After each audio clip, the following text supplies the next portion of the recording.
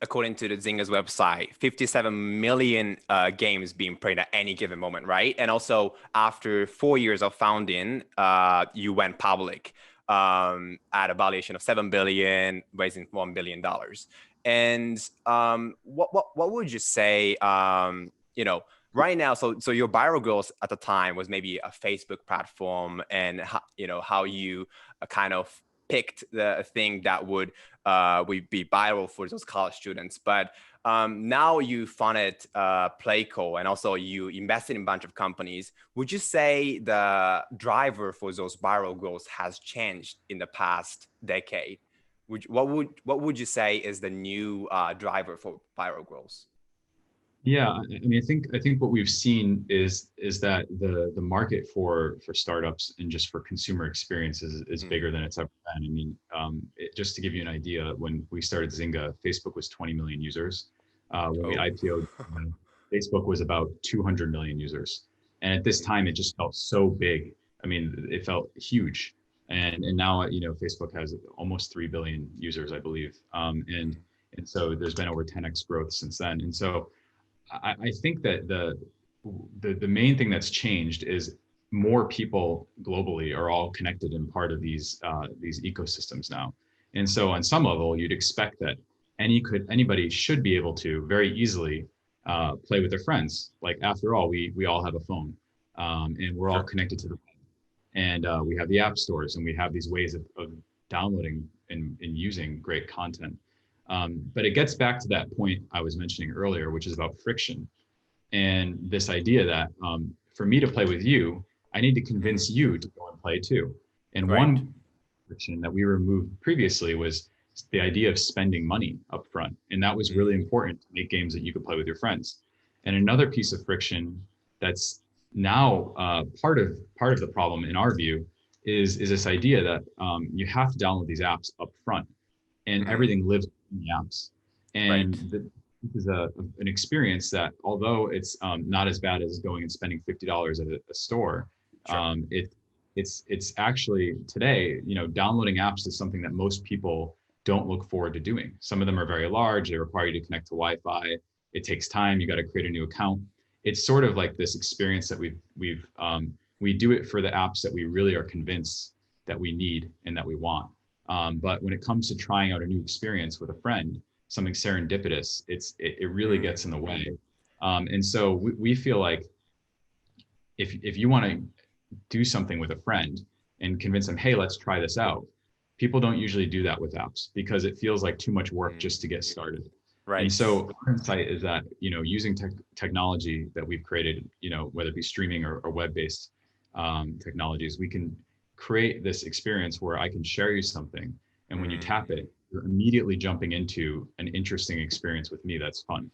And by doing that, we can get back to this idea where we don't lose all the people that would otherwise leave through all those different steps of the app installation and sort of setup process, so that people have confidence when they share with their friends that, oh, my friend will probably jump in, because it's just as easy as sending like a GIF or something in a messenger. So yeah, I definitely feel that. So I think you are an investor in the startup world, and also I live in this industry, and usually a lot of people are like, founders come to me and, Rayhan, please download this app. I made this app, and then a lot of people come to me and I'm like, oh, I only have this data available there, or I can only use another 2 GB until it gets November, right?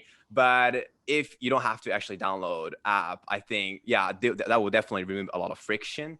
But also, I think not just from the user side, but also for the developer side, it's a good thing, right? If you don't have to go through Apple Store or Android Store, since Apple Store or Android Store, they take what they call Apple tax, or the platformer fee, right?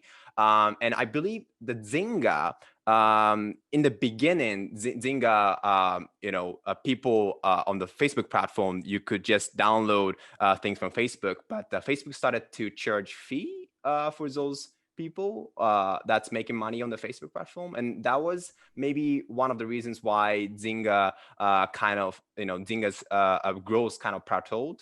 What would you say about this? Yeah, I mean, There's a couple pieces in there, I guess.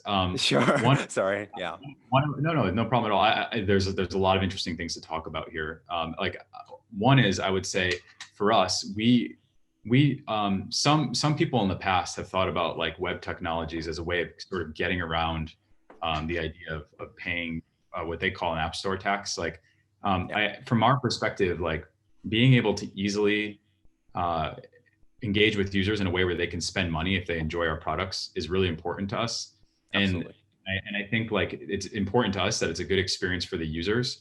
And so if Apple charges, whatever percent that they can charge and that the market will bear, that's fine by us.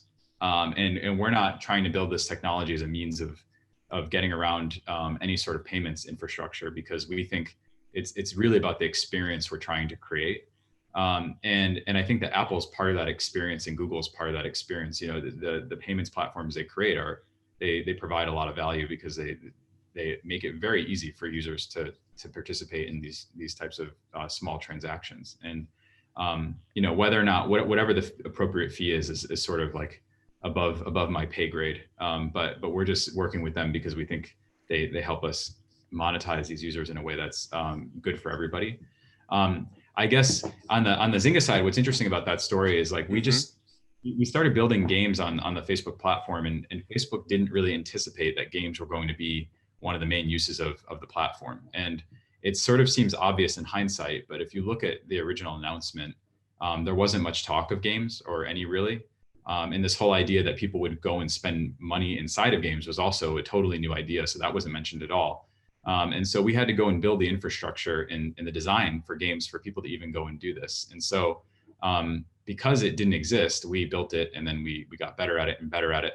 And then eventually, when it became a large business, we had to figure out like how do we make sure that everybody's interests are aligned, And so that was when we had to figure out with Facebook just like what would make sense in terms of they wanted to provide some payments processing at the platform level, because not everybody could afford to build the infrastructure that we built at Zynga to do this. They wanted to enable all the developers to do it, and of course, as part of that, they wanted everyone to be on the same infrastructure so the experience was good for the user. And so we just had to sort of figure out a way to take everything and make it uniform for the user. I see. Interesting. So would you say that this Apple tax or Android tax or Facebook tax, whatever that they take, is to some extent in the interest of developers, because they're not rich enough, they don't have enough capital to build a payment system, and actually Apple, Android, they actually cover that part?